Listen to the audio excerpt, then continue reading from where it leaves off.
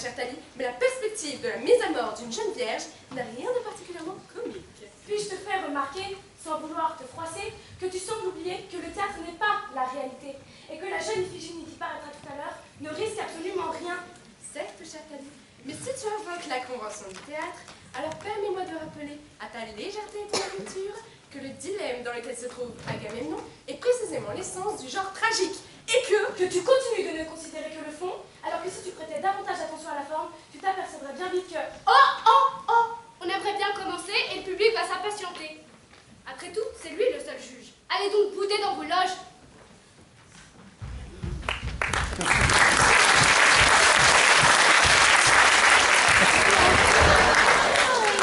Mesdames, messieurs, nous allons jouer devant vous une pièce de Michel Afra, intitulée Iphigénie ou le péché des dieux.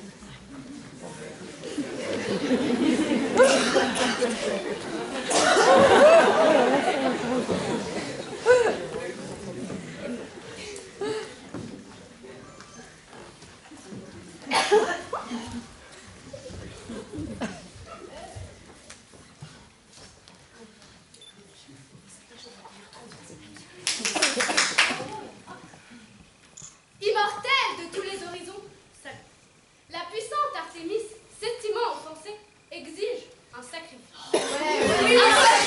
Un sacrifice! Enfin, on s'ennuie ici! Immortel, c'est mortel. Un sacrifice! Vive Artémis! L'armée des Achéens est aujourd'hui immobile. Nul vent favorable à leur navire tant que nous n'aurons pas tranché. L'histoire des hommes qui nous divertissent est arrêtée. Les Achéens seront-ils capables de notre histoire? Si vous voulez savoir la suite, accordez-vous à Artémis ce qu'elle demande? Oui, Sacrifions! Non! Parle, puissante Artémis. J'exige peu de choses. La vie d'une fille, le sang pur d'une gorge virginale. Oui, sacrifions, d'accord, sacrifice. Sacrifice! Ensuite, plus d'histoire. Leurs vaisseaux de guerre pourront reprendre la mer et parvenir jusqu'à Troie. Et leurs glaives à nouveau levés, renverser les citadelles. Artémis s'y entend pour paralyser les glaives. Imitons la douce folie des hommes et faisons un débat des mots pratiques. Non, pas des débats! Sacrifice! Si, un débat, c'est amusant. Le débat semble avoir déjà commencé. Que Dionysos et Apollon argumentent ce débat. Avez-vous déjà aimé le corps d'une femme mortelle? Oui, et aussi le corps d'un homme. Sur cette question, je suis en la table. Le corps de cette fille qui nous est livrée par la colère d'Artémis. Si nous le laissons vivre, sera non seulement un beau corps de femme, mais la mère d'abondantes mères, une race de fils et de filles. Examinez ce corps. Faisons-la mettre nue. Regardez. Albâtre délicieux. Élixir des sens exquis. Oh, cette épine dorsale. Oh, ce fessier superbe. C'est bon, oh, patient. Oh, Ibris. Folie. Allons, ce sont partout les mêmes corps en tous les temps sur toute la terre. Argument faible qui me surprend venant de toi, divin Apollon. Chaque fessier a une forme unique. Celui-ci est parfait. Parfait. Il ne peut appartenir qu'au Dieu. Ce poème de chair ne peut descendre d'amour et pourrir sur terre.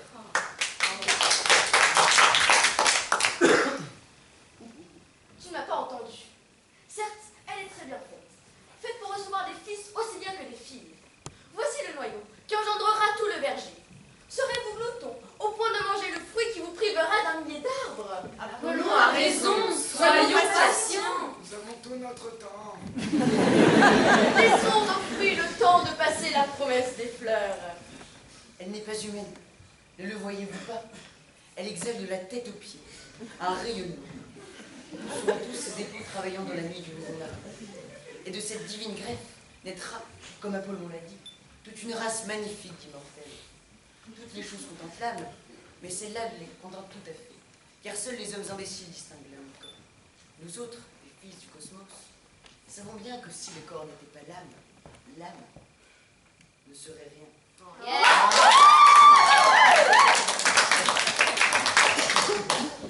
Tu parles bien, démagogue.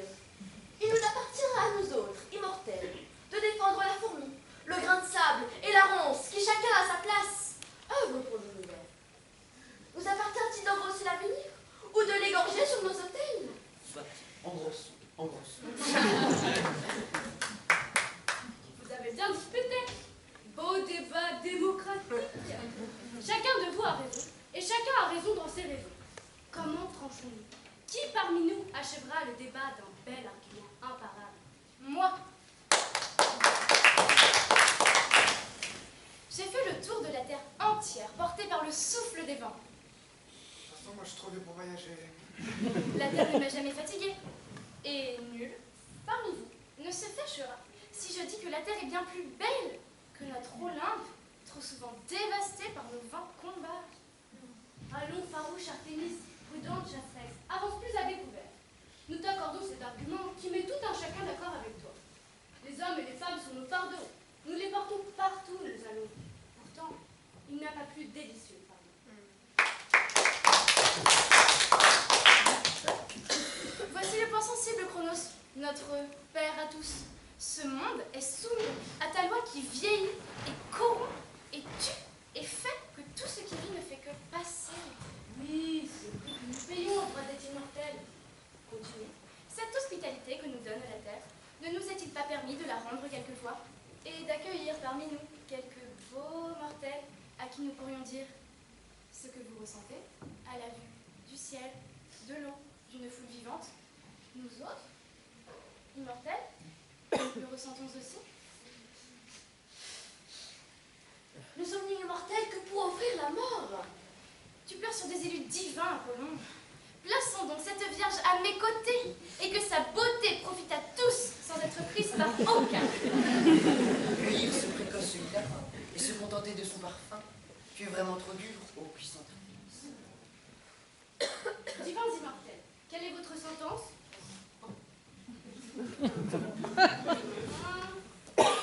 Soit, elle mourra. Artémis a bien parlé. Que la Vierge appartienne à la Vierge à jamais. Que l'on prévienne les prêtres chez les hommes et qu'ils préparent Iphigénie, puisque tel est son nom de mortel. Mettons nos habits de fête aussi et soyons prêts à la recevoir à l'aube du prochain jour.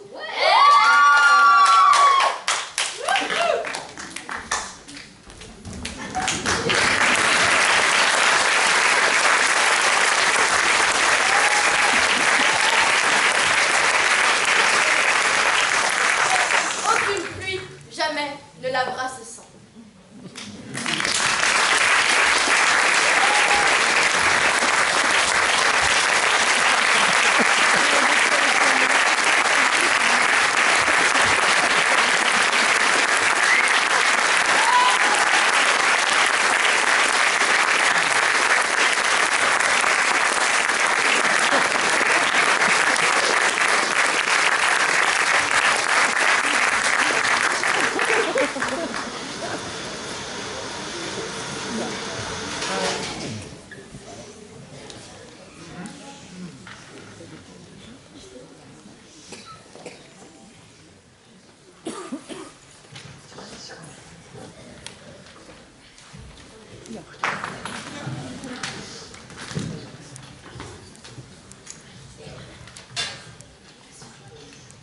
Eh bien, on peut dire que cette pièce ne nous aura pas ménagé. Oui, nous avons été toutes les deux secouées, nous qui aimons tant l'ordre, la logique et l'harmonie. Et il n'y a pas que nous dans l'affaire. Le public de ce soir a dû être également bien remué. Faisons quelque chose pour réparer les dégâts. Voyons. Convoquons un orchestre philharmonique. Oui, de la musique symphonique. C'est ce qu'il nous faut, bien sûr. La fabrication d'une harmonie à partir des opposés. La fabrication d'une harmonie à partir des opposés, c'est ce qu'il nous faut, bien sûr. Et j'aimerais tant présenter au public de ce soir l'œuvre d'un jeune compositeur dont je nourris l'inspiration depuis quelques temps et sur lequel je fonde de grands espoirs. Vous avez mon accord, cher Euterpe. Bien. Pour terminer la première partie de ce spectacle, l'Orchestre symphonique des 3e Cham a le plaisir d'exécuter pour vous La Rose des Sables sous la direction du compositeur en personne.